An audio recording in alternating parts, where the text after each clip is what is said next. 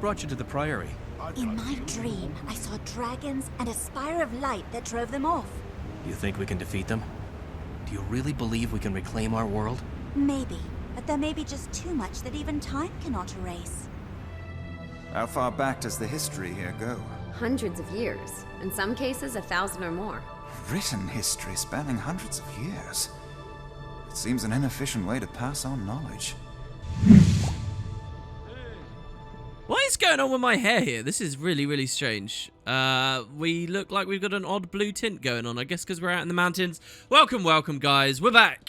We're at the Priory. We've been hanging out, reading some books, resting up before we go in with our confrontation with Gix and explain exactly why we didn't rush along here immediately. Oh, I love this place. Look at this. What a view. What a place to do your research. That's that cave we were walking in before. Ah, incredible. So, yeah, we're going to move on in. There were a couple of NPCs and little things I wanted to show off just before we barrel through the start of the Priory story here. We've got Scholar Katerin, first of all, who I really wanted to talk to yesterday. If you remember, we had that really peculiar dialogue and audio about 6 dragons instead of 5. I've been happy to see lots of you guys in the comments talking about that. Hey, so Katerin says, I beg your pardon, could you repeat that? We're all exhausted. They've got us digging through ancient tomes, searching for anything that will help against the dragons. Or have you had any success? And she says, not a great deal. The dragons are so ancient. They predate humans' interior, and that's saying something. I like how, see, look, other races, guys, view us, the humans, as like elves. We're the ancient race. And look, we are the benchmark by what people think of as ancient races. And that's saying, which is hilarious because the Char probably hold that distinction much more than we do, at least, and probably the Norn too. The last time they rose, maybe even the Asura. Anyway, the last time the dragons rose, let's just say it's been so long, few records have survived. So, you see this extra line of dialogue here where we can say, have you checked any ancient creation myths? You know, I think, oh, that's quite knowledgeable. That's a nice thing for Casey to say. This only unlocks if we are a member of this faction, which we, of course, are. So, as a Dermond Priory member, I can say, have you checked any? I wish that the devs had added... There's lots of dialogue like this in the game, particularly the Order of Whispers unlocks lots of things based on the order you go to. And I wish that the devs had done, like, a unique icon showing that the order you're in has unlocked this new option. It would have made the decision we make on each of our characters where we go that much more transparent. Maybe one day they could do something like that. Have you checked any ancient creation myths, we say? And she says, as a matter of fact, I'm pursuing that line of inquiry right now. In Jotun Stela writings... Stella? I'm not actually sure what this word is, guys. We found references to a sextet of swallowers who are said to have consumed the world several times over. See, a sextet, we get that number 6 again, it seems. Okay, what do you think that all means? My personal interpretation is that we are living through another incarnation of this phenomenon, and the more I study, the less I am convinced that we will come out of this with our civilization intact. It's very doomsday-y, this game. I think most players of Guild Wars don't realize just how desperately hopeless the battle against the Elder Dragons really is. We assume because we are gamers playing a game where our job is to do battle with the big bad evil that will naturally come out on top. But I gotta tell you guys, a lot of the world building leans in some grim places. There's this amazing line from Gix in the cutscene as we entered the Priory earlier. If you go back and rewatch that, he says, the Priory may be our last hope, standing on the precipice as the darkness looms on the horizon. And it paints such like an artistic, beautiful picture of like just how bad this is. And we're only really warming up, believe me. So, yeah, this is the Priory itself. Check it out, guys. Really beautiful stuff here. So we've got the heart of the Priory. This is a hero challenge. The magically suspended tablets contain the amassed knowledge of the Priory. Surging with power, the tablets' inscriptions emit a faint glow while they rotate around a central pillar of light. And we can commune with it. And you've got all these tablets around. What's kind of fascinating about this place, as beautiful as it is, you see each of these tablets, again, like I've mentioned before, this stuff is translatable, and I thought for the first time, finally, well, not the first time. Type of humor, but I can't find any references. That surprises me. We have an extensive humor collection. What type did you say? Scritological humor. Humor about the scrit? I'm fairly certain you heard the word wrong.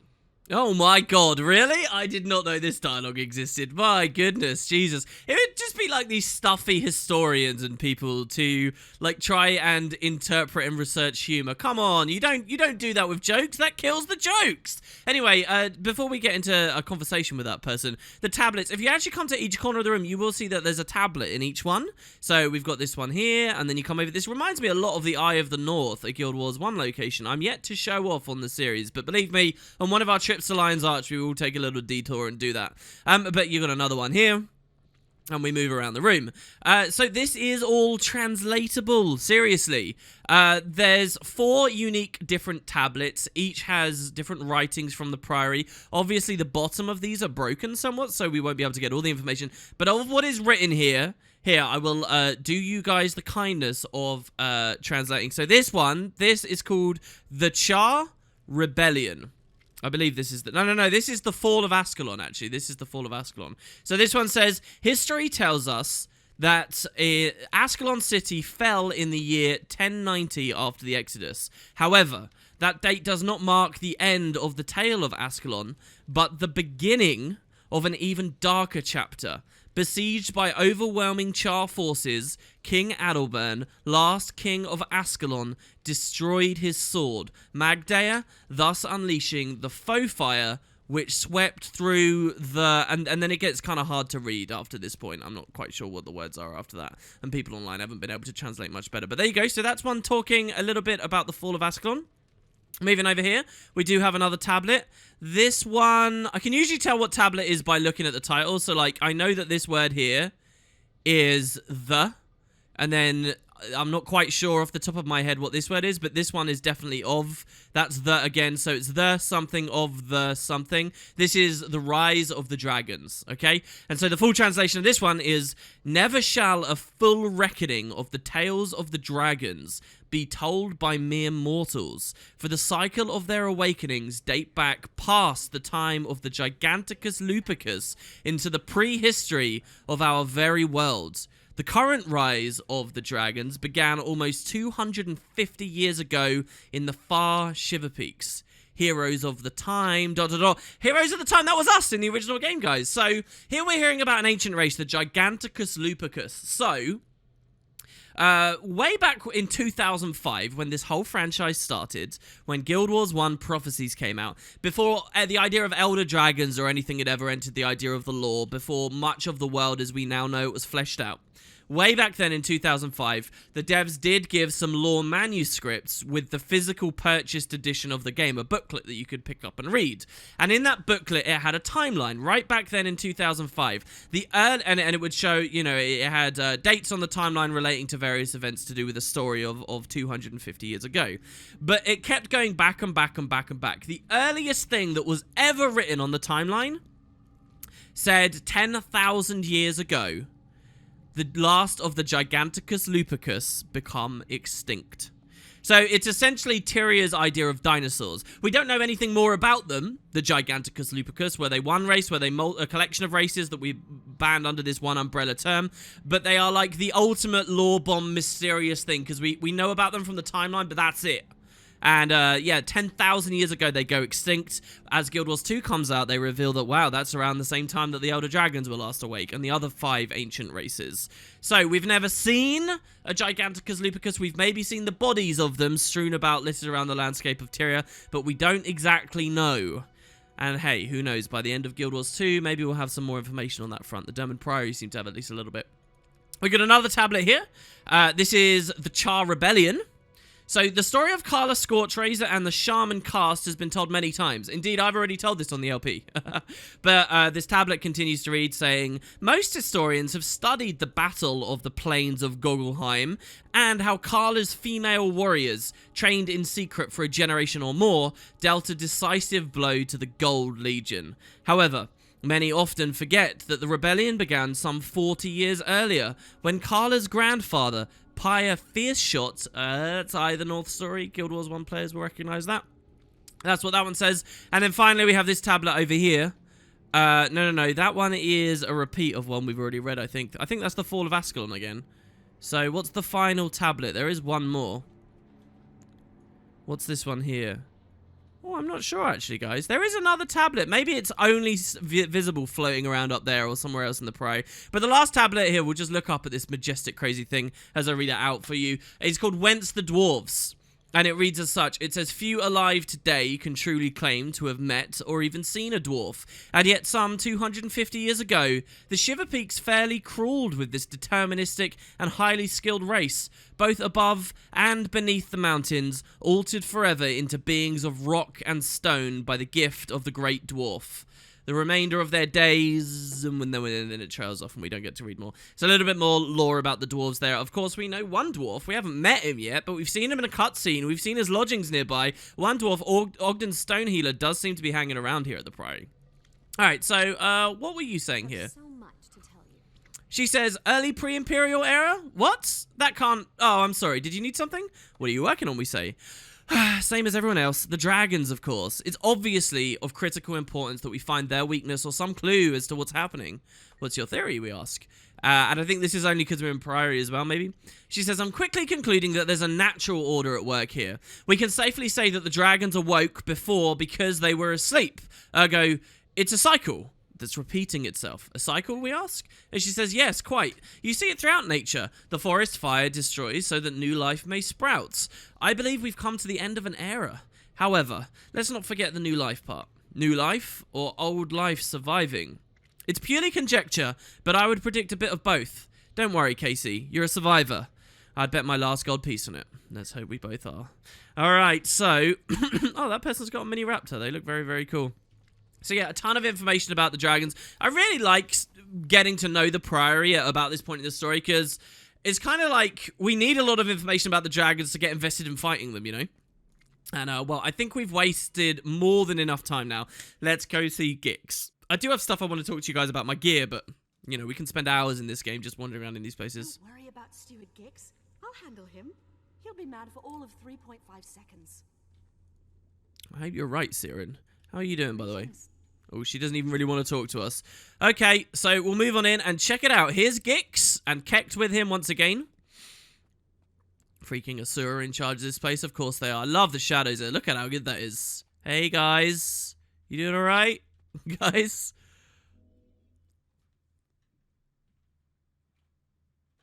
Magister Siren, yet again you neglect your duty to go on an adventure.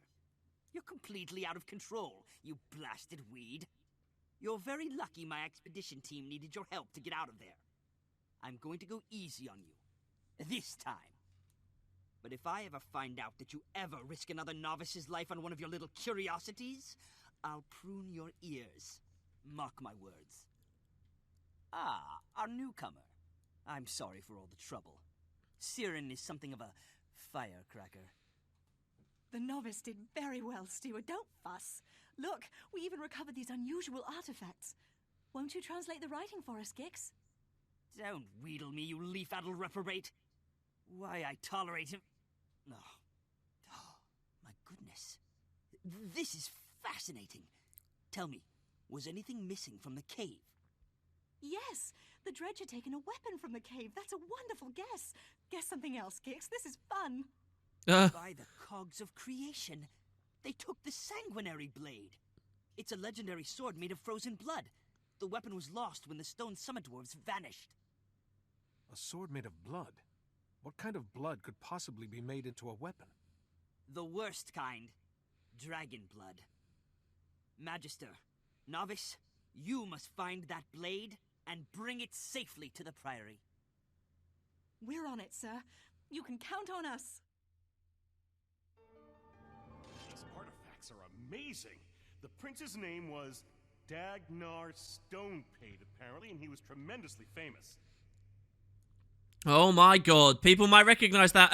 Just a second here. Siren, I don't think you appreciate... She's all the way over there now. I don't think she appreciates the severity of these issues. She's so naive and, like, curious. She's so characteristic of the Silvari, right? But Christ, this doesn't sound very good. Okay, so a sword made of blood that... Let's trace this whole story. That the Stone Summit dwarves had. Then, of course, they all turned to stone and disappeared. So the blade was left. Then the dredge tried to get it out of the tomb. And now they've got it. And it's dangerous. This is also an artifact related to Dagnar Stonepate, which, yes, I guess I won't spoil it, but was a pretty major character, a dwarf riding a drake from back in Guild Wars 1. I don't want to constantly keep going back to that game as we play through this one. It is a cool reference, and looks like we'll get a little bit more story about that. Meanwhile, we get to pick a chest. Healing power and extra health. Power and precision, or toughness and extra health. I think I'll go the power and precision one. Okay, so let's just speak to everyone before we look at more gear stuff. Hey, Kekt, I have a bad feeling about this plan. Seriously, I can barely wield this thing. Wait, what? You can barely wield this thing? What do you mean? The sword? You don't have the sword yet. Don't worry, everything's going to be fine, Kekt. Gix, what is it, novice? Hello? Excuse me, sir, but who are you? It's like this is our first meeting, right? Hey, at least on this one, guys, we don't get strung along for ages dealing with pirates and all this intrigue before we even find out that the Order goddamn well exists, as we saw with the Order of Whispers. Or we get to go back to their base, at least. I'm the steward of the Priory. I'm in charge here, and that means you answer to me. Okay, can I ask another question? What are the ranks of the Priory? Well, the first rank is Novice. That's you. Then come Scholars and Magisters, and more specialized tasks like Explorer or Arcanist. Oh, I'd love to be an Arcanist. I would love this, actually, especially as an Elementalist, because we can train for arcane skills, guys. In fact, let's train a new one. Arcane Wave. Let's put that on our bar here. So, I'll use that in the next fight we get. Very interesting. Can I ask you something else? Siren seems a little odd. Well, I give her credit for courage and inquisitiveness, but her common sense leaves something to be desired. Is this a pun? Her common sense leaves? No? Alright, I've noticed. Yeah, she has no common sense. I think that's a nice way of putting it. She's also all the way over here. This might be another situation where the devs add dialogue that's really easy to miss because you're going to be trained at this point to just click to spam out of the instance after you already got your reward. I have much to teach. But yeah, if we run all the way over to her here, she says, fighting dredge, discovering artifacts, and rumor of a lost dragon sword? You're getting an excellent initiation, novice. Might as well start off with a bang, we say. All right. So let's head on out. We will have a decision coming up pretty soon, guys. And it's been a tough one for me to figure out which exactly I want to do for the series. But yeah, we will see, I guess. So we're going to move on to Bad Blood. We need to search for the Sanguinary Blade, meeting Siren at the ruins north of the Mist-Riven Gorge, which is quite far away. Let's check our story journal as we progress. The tomb was definitely dwarven. The dredge hadn't taken everything, but they did tell us they moved an ancient weapon. They took it south to see if they could destroy it. And we've now told Gix. So we're trying to find out wherever the dredge took this sword. And we've got to try and stop them. So they haven't moved it too far, actually. Funnily enough, it's just a little bit to the north. An area of Lornar's Pass we haven't seen yet, for sure. So let's get moving. There was another little anecdote here as well. Some of you guys were talking about it in the comments. And you're absolutely right to have done.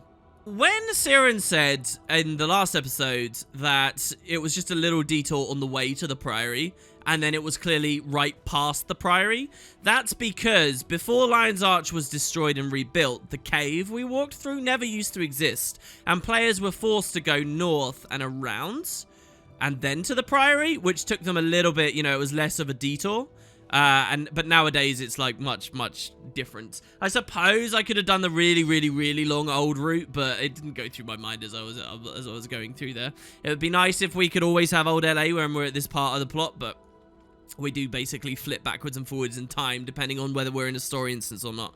Bit of a shame.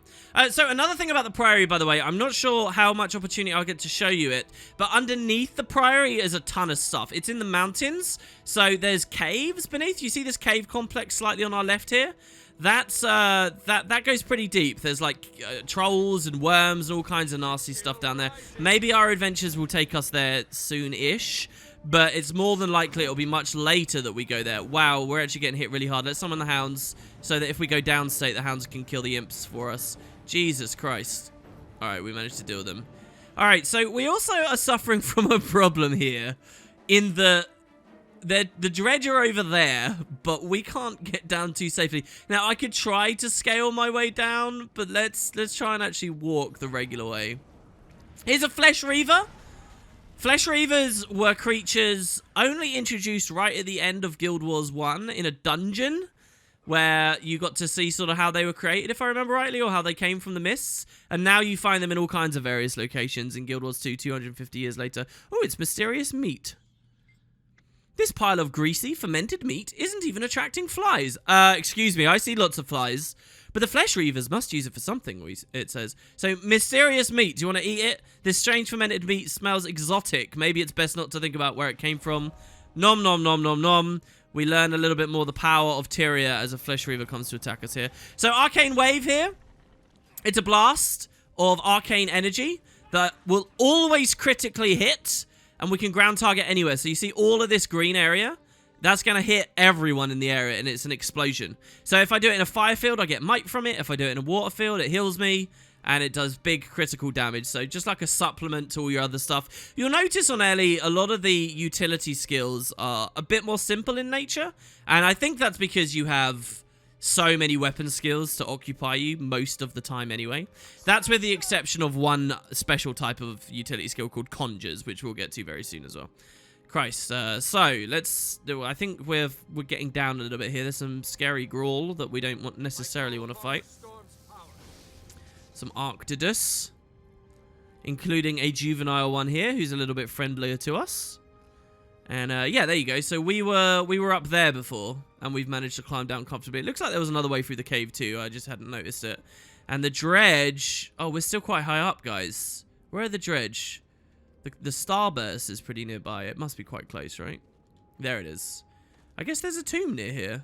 I don't remember there being the entrance of a tomb near here. Oh, God. Oh, no. Are we too low now? Are we too low? I don't know. We're just about right. Oh, yeah. Here we are. Here we are. Yeah, so there's a sneaky little tomb. Pretty close, which is quite nice.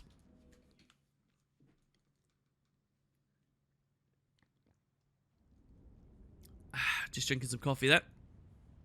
Lovely jubbly. Okay. So what do you got? Siren? Are you around anywhere? Hello? Is she already inside? Why would you run so deep in already? It's pretty cool though. This kind of architecture is exactly Dwarven. Like, if you played the original game and you hung out with the dwarves, this is genuinely the same architecture. One of the things that blew my mind back in 2012 when I first played Guild Wars 2 was visiting places like this and seeing these kind of archways and, you know, wooden structures looking very similar to what they once upon a time did, just with better updated graphics. Siren, this looks a bit sketchy. What's going on, love? Look at this place. It must be tremendously old. Centuries even. Older than that. The Dwarven civilization lasted for more than 2,000 years, and this might be one of their first structures. It's so sad that the dwarves all turned to stone and went to fight the dragons. Sad, but brave. The dredge brought the sword here to find a way to destroy it. We'd better hurry before they succeed. You're absolutely right. First, we have to cross that windy bridge. I can use my magic to fly, but you'll have to foot it.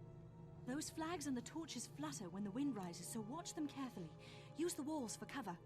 Keep your footing, go as fast as you can, and don't worry, it'll be cherry. Oh, I'm sure it will be. You can fly. So if we watch her very closely, go on, Siren, you'll see she doesn't actually fly. She essentially uses some super strong elementalist magic. Do we have that magic yet? And use the walls for cover. That wind is fierce. We'll be able to use a spell quite similar to that. It's here. I won't use it on this video, but check it out. Lightning Flash, which is a teleport. So she doesn't actually fly. It's amazing, though, because the dialogue says she can fly. It's a weird thing. Tyria, if you guys are just getting to grips with this franchise and, like, the way that magic is utilized, there aren't too many people that just straight up, like, feather fall and fly around, necessarily. If you do spend time in the air, you're probably doing it through a glider or by being on the back of some great beast or whatever. Like, just mages straight up flying. You don't see too much. You do see, and you see certainly a lot of levitation and stuff. In fact, great many of the skill animations in the game will have you levitate. But straight up flying is kind of interesting to hear her say. We have to foot it, though. So, this is very cool. We got to go across this horrible-looking rock wall. And the problem, or rock wall, just stone wall, is that as the wind blows, it will knock us off and down the pit, which might kill us, might not. It's basically a failure, though, if we have that happen. So we don't want that to happen. So if you look at the flag, can you see how it's being blown by the wind there? And now it's not. And in a minute, we'll hear another gust of wind roar past, and it will start blowing again. It's at these moments we don't want to go. So when that goes down, now we're safe to move, in theory. And with no swiftness, it can be pretty tight whether you get there in time. So there are ways we can help ourselves out. We can get swiftness. So if I use updraft against this wall, this makes me move faster, right? So I can run through quicker. There is another mechanic in the game, though, and that's stability, which I don't think I've shown you guys, so how about we do that? Let's get a new type of skill entirely, cantrips. And we're going to buy a selection of them, but we're going to get this one here, Armor of Earth. So cantrips are a type of elementalist ability that are like very fast casting, instant activation, quick spells that can break stuns and things. So one of them is that teleport ability, Lightning Flash, but I'm going to show you Armor of Earth. So we protect ourselves with Earth Armor, and we gain protection and stability. So protection just reduces the damage we take. We've talked about that before. Stability means that if we would get blown by this wind, or we get knocked down or knocked away or anything like that, instead we won't be. And instead of being CC'd, crowd controlled, we'll instead just lose some stability. So you notice when I press Armor of Earth here from the tooltip, it's going to give me 10. So I can get hit by 10 wind blasts, and I'll still be walking around perfectly free and comfortable. So it's very cool. It only lasts for 6 seconds. So we do have to be cautious, but that's the way it works. So I'm going to give myself swiftness. I'm going to cast Armor of Earth. And then I'm going to run. And if the wind blows and we get hit by it, we would have been alive because the rocks would have protected us. So there you go. Hey, Siren. Why would anyone want to live underground? If you ask me, both dwarves and Asura have some serious issues. Yeah, the Asura are like the reverse dwarves, because they came from underground and went to the surface at the same time that the dwarves went from the surface underground. It's kind of funny. And that's why we see Asura in this game, but not dwarves so much. I know these symbols from my priory training. This is the tomb of Dagnar's Stonepate of the Stone Summit Dwarves. Dagnar killed a human prince named Rurik, destroying the peace between the kingdoms of Kryta and Ascalon. That apparition must be the ghost of Dagnar's Drake Mount. I don't think it's noticed us. Ignore it and find a way to get up to that ledge. Wow. That trick. Huh. Well, looks like you'll have to climb. What? I What? think I see a path to the top. I'll mark it for you. Follow the trail of sparks. That's ridiculous. No, what? She can just climb up instantly? That's unbelievable. I actually love this instance. This is exactly what the Priory should be to me. Kind of Indiana Jones tomb exploring. This is honestly such a fun one. So, wow, okay. We get a little bit more story of who Dagnar was there. It's kind of funny she says that destroyed the peace between the Ascalonians and Crytans, because that's not necessarily true. I mean, by proxy, it kind of was. I can imagine how over 250 years that information has filtered and been manipulated and changed, and people don't quite have the perfect story anymore. But okay, so Siren's all the way over there. Quite often in Guild Wars 2, when you're doing sneaky hidden things like this, you see torches. These sort of pave the way and like give you some subtle guidance as to where you should be going. So there's another torch up there. There's one over here. I can try and open a portal for you. This might explode. No, Siren, please don't. Please don't try and cast a portal. That's ridiculous. Mesmers can create portals. You're not a very good Mesmer. How about we don't? All right? Okay, so we got that. We can... Oh, I almost... No, that's good. That's fine. We wanted to come down here anyway. Come along. Climb back up over here, maybe? And... we made it. You did great. I knew you could do it. There's lots of dead dredge here. What? Oh, not just dredge, but it looks like there's ice brood too. Huh. Bad Norn was. His friends took out this dredge. They took the sword too. Nobody passed us on the way in, so they must still be in here. Maybe down this hallway. Let's go. Okay, so these aren't ice brood. These look, she's using another elementalist ability here. This is mist form. Turn into a cloud of mist. Your movement speed is increased and you are invulnerable. So that's what she's doing to keep herself safe now. We could do that too. She's using all cantrips here. This is so good, guys. So look, we can learn some cantrips as well. Yeah, that's awesome because our engineer Bract was hanging out with the engineer Tybalt, and our elementalist is hanging out with an elementalist. So mist form, it's another cantrip. We're not going to be able to do it permanently like she can, but this will keep us safe. So the bodies don't bear a good sign, but if you look here, this is a pressure pad. We don't want to be on this, so we can either jump over it. Uh-oh. Oh, God. I failed to jump over it. We could try jumping over it, or we can use mist form to float over them. like so. Tomb raiders, as opposed to tomb researchers. We're the good guys, they're the bad guys. Get 'em. I don't know, I feel like a Tomb Raider here. So check it out, there's Norn in here. These are not friendly, happy Norn, though. These are sons of Svanir. These are Norn that worship one of the dragons. And the dragons are definitely the bad guys. So these guys have been completely duped into worshipping one of them. That's the Ice Elder Dragon, Jormag. So, looks like they got to the dredge before us. There's so many dredge bodies around. Intruders, protect the dragon's blood sword. Oh. Feel the cut of this sacred blade, brother. May Jormag's strength fill you. Destroy them. I will escape with the blade. I feel incredible strength coursing through my veins. Praise Jormag. Uh-oh. So Havram Girth Binder here. We've got a boss, and he's been buffed. So what we're essentially seeing here is the Norn sort of succumbing to Jormag corruption and becoming Icebrood. So Icebrood is the name for the minions that Jormag creates as he corrupts people and things, okay? And the Sons of Svanir are the Norn who willingly give themselves over to that. So this isn't very good. Stieg Frostbeard. I've heard of him. He's a son of Svanir. They're dragon cultists, and Stieg is a mean one. If he's got the sword, it'll be nothing but trouble. Did you see what happened when the blade cut his friend? It turned that Norn into a monster. I saw. That looked like dragon corruption to me. I guess the Sanguinary blade really is made of dragon's blood. Gix was right. That's bad news for us, too. That sword will corrupt anyone that holds onto it for too long. Before we retrieve it for the Derman Priory, we'd better find a way to protect ourselves from the corruption. What about the sword's original scabbard? The dwarves must have made it strong enough to contain the blade. True. But how do we find that scabbard? It might be easier to create something of our own, using Priory knowledge. Give it a rumble in your brain, and let me know when you've made a choice. Alright, so we get a choice of 2 different flavors of Priory stuff here. Now, I will say, by the way, the boss we fought here, he is, give me a minute, I'll be right back. He's dead in the walls, so we can't quite see him, but his model, his, like, enemy model, is really rare and unique. You don't see many creatures that look like that in the entire game. There's, like, one prominent one in one of the dungeons that we'll see, but it's not very common. Right, so yeah, what have we got here?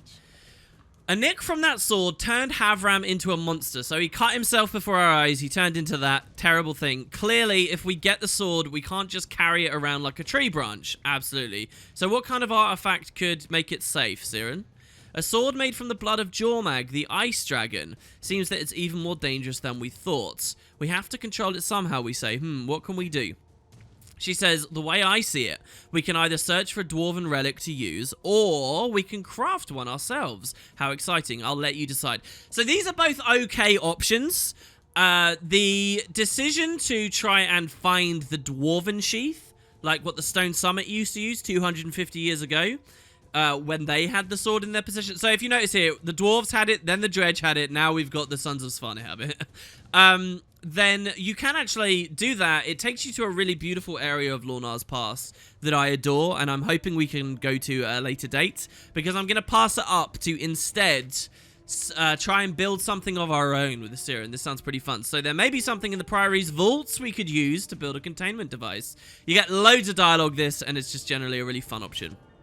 So hell yeah, let's do that. I'm with you, Siren. I'll bow to your idea. We get a new staff. Let's get this with the power of the precision. We also got an experience booster, which helps us level up much quicker. We get tons of crafting materials, and generally our boosters are growing. What I want to do, guys, is every time we finish an instance, we're getting these bags of loot, which when we double click gives us random gear that's of our level.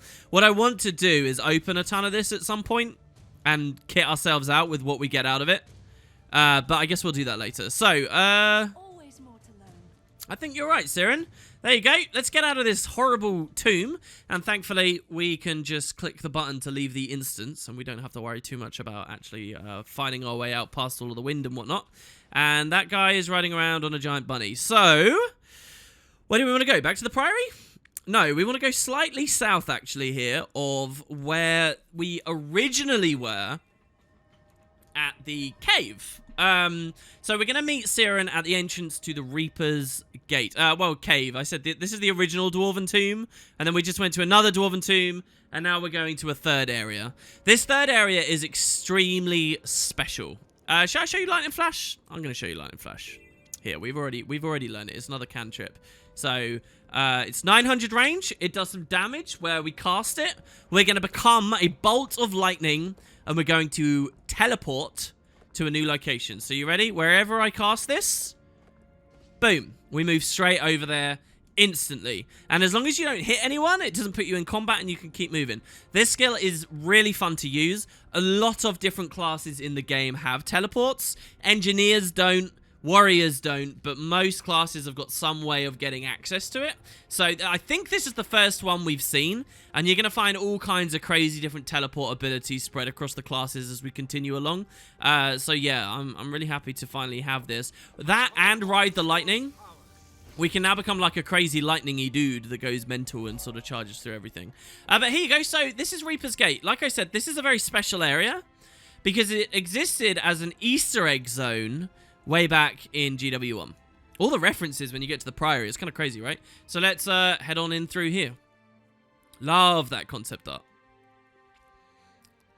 I know what you guys are thinking. Oh, he says that on every loading screen. I say it on most, but not all. Oh, look, the steam creatures have been building some stuff behind us in this instance. That's amazing. You can see another one back there too. All right, okay, Siren. Oh, she's through there.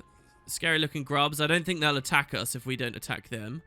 Don't necessarily want to climb up there. Hey, how's it going? Greetings. Greetings to you too. This place is creepy. Why are we here again? That statue of Grenth has been leaking magic. I couldn't think of anything else that matches the power of the Sanguinary blade. We'll take some shavings from the statue. If we can build a containment vessel to hold those safely, it should be able to suppress the sword. First, the fragments. Then we hurry to the Priory and work on a vessel. Ready? Right. You're not scared, are you? It's just a spooky tunnel that's collapsing. Yeah, I shouldn't be scared of a collapsing tunnel, right? Maybe we can climb up onto the rafters up here. Yeah, you kind of skipped that part of the plan. I thought we were going to go straight to the Priory to build the blade, but she just takes us here. Because I guess we need something extra magical maybe the vaults don't have. This will be easy, she says. No one comes here anymore, so there's nobody to stop us. Stop us? Why would anyone stop us, we say? And she says, no reason. Come on, let's get some shavings from that altar. Okay, though I feel you're not telling me something. Yeah, she does seem to be a bit weird with how strange this has become. So here we can see a scary-looking red portal in front of us. That I will talk about again in a moment. This place is amazing. I wonder what it was for. But for now, we're going to come over here towards this statue of Grenth. And here, look, you'll see more shades. Well, we're quite familiar with this stuff as Casey at this point, aren't we, really? You'd almost think we're a necromancer, the amount of undead activity we've been dealing with. Areas close to the underworld. So, yes, once upon a time, as an Easter egg, this very location in the original game was a place where players could visit the underworld and access a little bit of endgame content. And it was really remote. It was really far away from the Guild Wars 1 equivalent of waypoints, you know, so it took you a long time to get here. Very deep in Lornar's Pass. Well, there is this personal story instance that takes you here as well if you do join the Dermot Priory, and I kind of want to show off. Siren, every time we kill someone, you just say it's interesting, alright? It's not interesting, it's scary. Look, these are crazy, bestial shades from another dimension, and you should be quaking in your boots. Here's a scary-looking one right in front of the statue. Is he extra dangerous? With his 6 eyes there? Oh, God. Hey, the shades are kind of cute as they move around. We needed one giant statue of Grenth. Hold a moment while I collect some shavings. For an incredibly spooky hidden path with a giant statue of a god of death, this was surprisingly pleasant. Was it? I've got what we need. Let's head back. Great. Okay, so we've got a containment... Uh-oh! Siren! Look, she's so elementalist. She just cast an... oh my god, we're going to use Lightning Flash to get away from these guys. So these are Akke. If you remember, the big boss from earlier in the game, when we were communing with Alastia's spirit, was a lesser bladed Akke. These are just regular Akke, not necessarily bladed ones, but we got lots to deal with. So we've got to kill them quickly before they do too much damage. Siren! Are you sure we're good? Are we allowed to leave? I guess we are. Okay, so there is, by the way, maybe we can do it here. If you come here in just regular Lorna's Pass, but not in the story instance, and you kneel in front of this, you can give yourself a little boon. It gives you a bit of life steal or something. Kind of nice. And again, that was a thing from the original where you'd kneel in front of all of the statues. Yeah, I know, I sound like a broken record. Now, let's talk about this red thing. This is not actually anything to do with this story step. Because realistically speaking, this has only just appeared in the worlds. This is the entrance to a raid. So if you look on the bottom right here with my minimap, it says Raid the Hall of Chains. So, dotted throughout the world are dungeons, which was the original 2012 endgame. But as of the first and second expansions, Heart of Thorns and Path of Fire, the devs have implemented a new type of endgame, raiding, which is 10-man, ultra-difficult endgame, repeatable PvE content, and it's like super difficult and extremely challenging. There's amazing stories there, and the raids are some of the most interesting, awesome aspects of the game. And this is where one of the raids begins now. You might guess where that raid takes place, given its proximity to a statue of Grenth over there, but I won't spoil the particulars of that until many episodes down the line when we get to the point in the timeline that this raid portal actually opens. Realistically, I would have preferred that the devs turn that off when we're in the story, but I guess it's a good opportunity to finally talk to you guys about what endgame actually is in Guild Wars. So dungeons are the main things we'll be focusing on, because that's what the game started with. But yeah, there are things beyond that. One of those portals in Lion's Arch is also related to this stuff. Alright, Siren, I'm just going to run past the grubs since they're still friendly. I know we have scary combat music, but we're alright, and the cave hasn't fallen on us. Okay, you good? Assist Siren as she tests the scabbard at the Dermot Priory. Always more to learn. We did it, she says. That was more exciting than I'd thought. That was really dangerous. Why didn't you warn me? I wasn't certain of my hypothesis. If I'd said anything, that would have been rumor-mongering. The thing is, you could tell she's sincere about this, you know? She really wasn't trying to deceive us. She just didn't want to rumor-monger. Next time, please tell me. Alright, now let's get out of here. She's kind of dangerous in that way. She's dangerous in her naivety, because she doesn't know fear like we do. Like the races that have experienced loss and death and have been on this world for more than 25 years. Ugh, alright. Okay, so back to the Priory. We'll hit the waypoint. And we can mix together our contraption and see whether it's a good enough way of containing the Sanguinary blade. Then we get the blade off of the Sons of Svanir. We keep it safe. And we study it and maybe see what it's got to do with the Elder Dragons.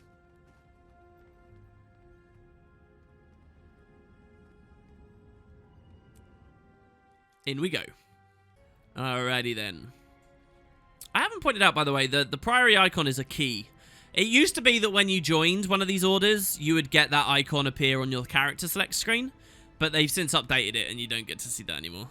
But I've always liked that key. It was almost my favorite of the 3 icons. Hey, Siren. I borrowed some artifacts from the Priory Vault and rigged this together. It looks totally cherry. I'm sure it'll work fine. Actually, Siren, it looks horribly dangerous. Won't someone notice those things went missing? Oh, honestly, these have been gathering dust in the vault for years. Nobody wants them, so who'll care? I got a jadeite rune of holding, then modified it and wove the whole thing onto a shadow shard. Now, all the enchantments are merged. When the Sanguinary blade is put into the shadow shard, it'll technically be off this plane of existence. The sword won't be able to corrupt anything. But, there's one problem. I need to tune the enchantments to work together instead of tearing themselves apart, or it could collapse the mountain. Huh? Wait, what? Collapse the... Siren. No. It'll work, I promise. While I'm doing that, though, things could get exciting, so keep your weapon out. What? The things you call exciting are what most people would call reckless endangerment. Oh, come on, novice, cheer up. The worst that could happen is that we're lost forever in shadow, but more likely we'll just have to mop up some shades. Here goes. Oh my god, she's crazy. She's a lunatic. She is not good to work with. I want out. Immediately, I want out. This is not gonna go well. I'll let you know when the containment unit is ready to activate. By the way, the Jadeite Rune of Holding, that's all Guild Wars 1 item references. This is so loaded with them. That rumble isn't good. Siren. The magical leakage seems to be coming from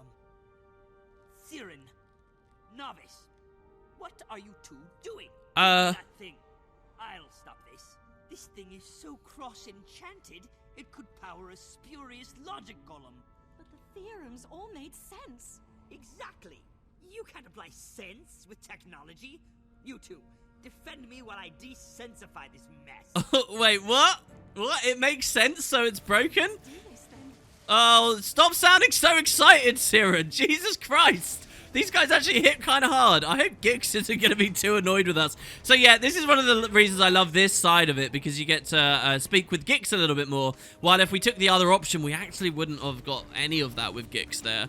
I hope you're doing okay there, little fellow. Leader of the Dermond Prairie. Yeah, well, you're in combat right now, so we can't quite talk. Hounds of Balthazar, save me. Oh, we got interrupted in the middle of them. I'm hiding over here now. Okay. And again, please, Balthazar. Thank you. Thank you, thank you, thank you. Really needed that. Like, their description even is massive attacks, you know. That really describes it very... Oh, God, there's even more here. Okay, let's hide over here. I could have used Ride the Lightning into the At-K here. I didn't tell you guys. But if you strike someone with it, it halves the cooldown. So, if you're using it aggressively, you get it back much more. But if you're using it to run away, you're more limited with it. Which is really good design-wise, because you don't want people to be too flighty and kitey in the PvP modes.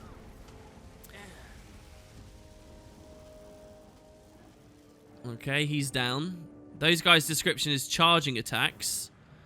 Oh my god. Okay, it's another lesser one. Alright, and this guy's the boss, just like before. We should be called, like, At-K Slayer. We've honestly fought the maximum amount of these you can in the story. There really aren't that many underworld creatures in the core story, but Casey is just, like, loaded up back to back to back with loads of them. Oh, I probably should have stuck about for Churning Earth there. You should be getting a really good impression now that we're in the mid-game of, like, what Guild Wars 2's combat flow is like and how it's different to other MMOs and especially the original. Success! The shades are gone and the containment field seems to be working. I should have known the magical transfluctuation was your doing, Siren. Inexcusable. What is this patchwork drivel you've created? You put by the alchemy. Brilliant. Insane, but absolutely ingenious. You think like an Asura, you womp-leaved lunatic, but you don't take proper precautions. If I hadn't come along when I did... I'm sorry, Steward Gix. I mean, we needed to contain the sword, and nobody wanted this stuff. If this wasn't such an innovative creation, I'd toss you out on your twigs. As it is, you're both on probation. No argument. What? Priory anarchists have scried Stieg Frostbeard's location. He's hiding in an encampment near Black Barrel's mill. Get out of here. And take this mad contraption with you. If you foul this up, I'll throw you to the termites, you pernicious petal brain. He has every term in the book. You'll also notice there the voice actor messes up. It's Priory Arcanists, and he calls them Priory Anarchists. Funny little thing to point out there. What kind of gem do we want here? A Peridot lump. Fine, let's grab this. Lovely, and we can slot that in. We get another level. That's good.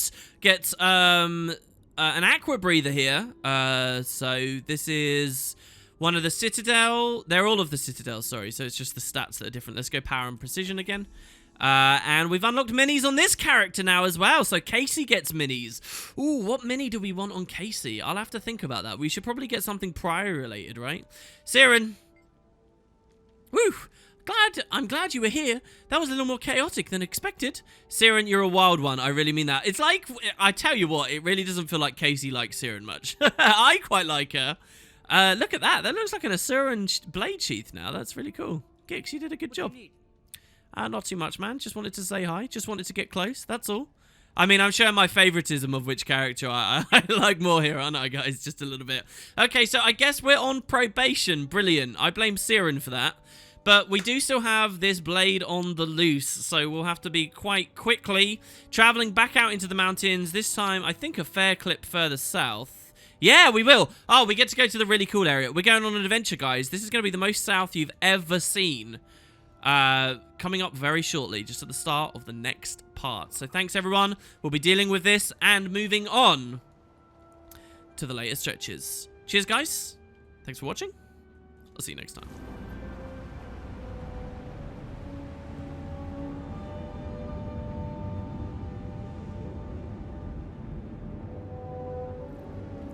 That noisy Norn is back. Would someone shut him up? When is the next batch of dwarven artifacts due to arrive? I don't know. Shall I go check? Of course. Why do you think I asked? Students. They get more worthless every year.